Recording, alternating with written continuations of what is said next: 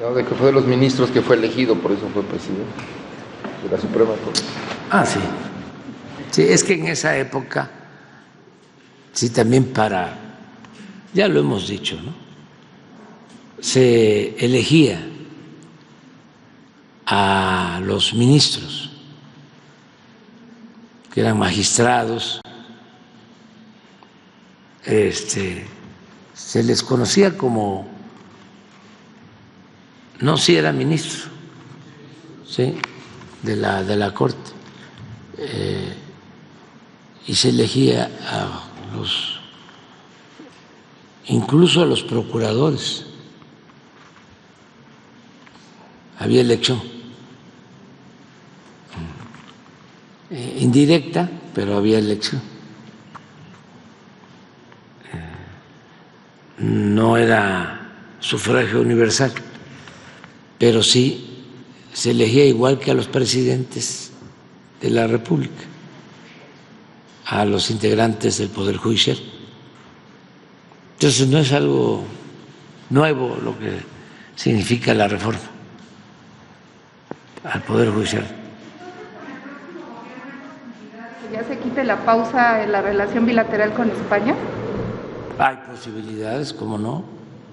Sí, pues eso lo va a decidir la presidenta constitucional. Ella va a establecer la política exterior como lo mandata la Constitución. Esa es una facultad del titular o la titular, en este caso del Poder Ejecutivo, el artículo 89 de la Constitución.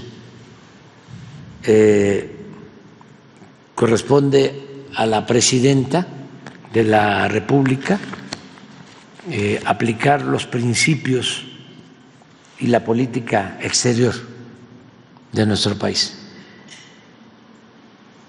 Es facultad exclusiva de la presidenta. Entonces, ella va a decidir y es una etapa nueva. Con nosotros no hubo fractura, no hubo ruptura, nada más ese incidente, si se le puede llamar así, pero yo creo que hacía falta la pausa, porque y aclaro, no con el pueblo español, no con el pueblo español. El pueblo español no tenemos ningún problema. He dicho que cuando más saquearon a México en la época colonial, porque no es el saqueo más grande en la historia de México, estoy hablando del saqueo que fue también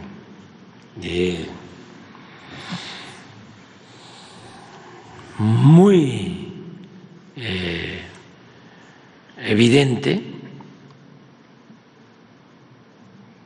El saqueo más grande en la historia de México fue el que se llevó a cabo en el periodo neoliberal, de 1983 al 2018. Se puede probar.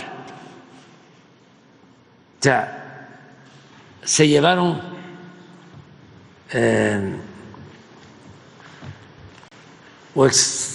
se extrajo más oro, más plata en el periodo neoliberal de 36 años, pero muchísimo más,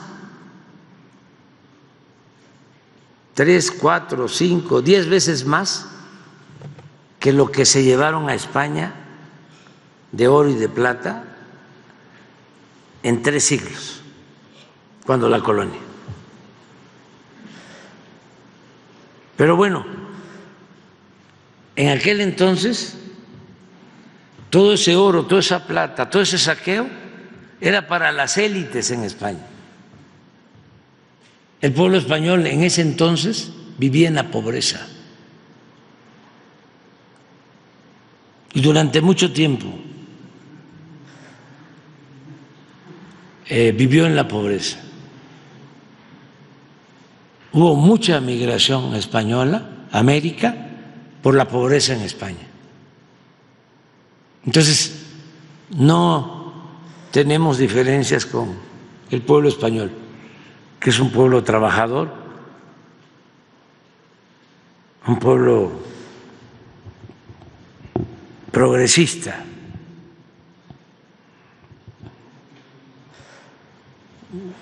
No, son las élites. Y eso hay que aclararlo en todos los casos, porque es lo que sucede en todos los países. Una cosa son los gobiernos y otra cosa son los pueblos. Pero ¿qué pasaba arriba, la élite española? ¿Qué hacía durante el periodo neoliberal? Pues igual que lo que hacía la élite en la época de la monarquía, durante la colonia. Ver a México, siguieron viendo a México como tierra de conquista. O sea, grandes negocios hechos en México, ¿sí?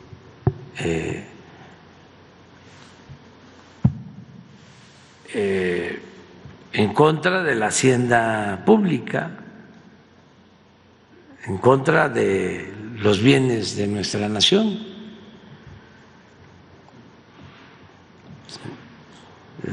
Cuando Calderón, su empresa favorita, pues era una española, Repsol,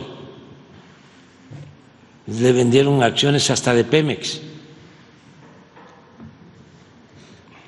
contratos onerosos, buenos negocios para Repsol, malos negocios para México, todo por el apoyo de Calderón, al grado de que Calderón termina y se va de presidente del Consejo de Administración de una empresa española, de Iberdrola.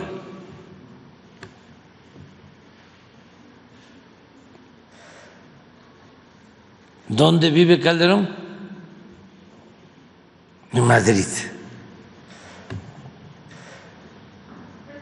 Espérate, todavía no termino.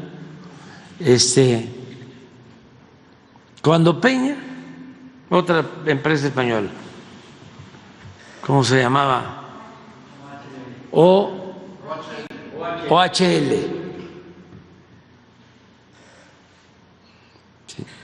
Lo mismo. ¿Dónde vive el licenciado Peña? En Madrid.